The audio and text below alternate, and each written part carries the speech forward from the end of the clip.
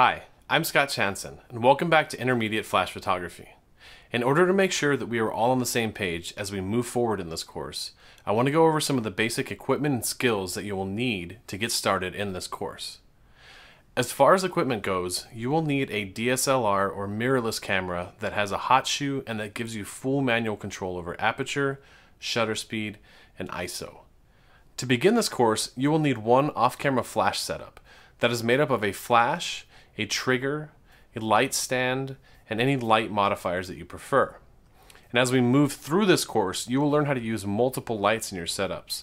So you will need to add multiples of this flash setup to your arsenal. 3 flash setups would be plenty for most people taking this course. You will also want to get some sort of reflector. You can get a photography specific reflector like this one that has several different functions and folds up nicely so you can carry it around anywhere. Or you can go the DIY route with something like this that I picked up at the hardware store, which works great, but good luck getting it on an airplane or even in your car for that matter. Finally, for our lessons on slow shutter speed, it's a good idea to have a tripod or some way to hold your camera still for those long exposures. With just this equipment, you should have pretty much everything you need to take your flash photography to the next level. If you have taken my other course, Introduction to Flash Photography, and have mastered the skills presented in that course, then you are fully prepared for everything that will come your way in this course. I highly recommend that you take the Introduction to Flash Photography course first, but if that doesn't work for you, then here's a list of skills that you will need to start this course. You will need to know the basic qualities of light and how to control them. These qualities are the intensity of light, the color of light, the direction of light, and the texture of light.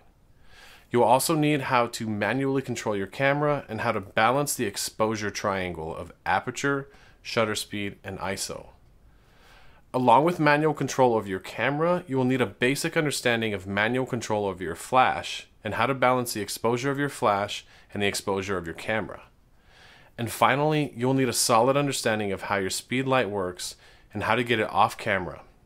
With these skills mastered, you are ready for the rest of this course. So, now that we have all that taken care of, we can move on to our first real lesson. In the next lesson, you're going to learn how to combine a slow shutter speed and the ability of the flash to freeze motion to capture some really cool shots.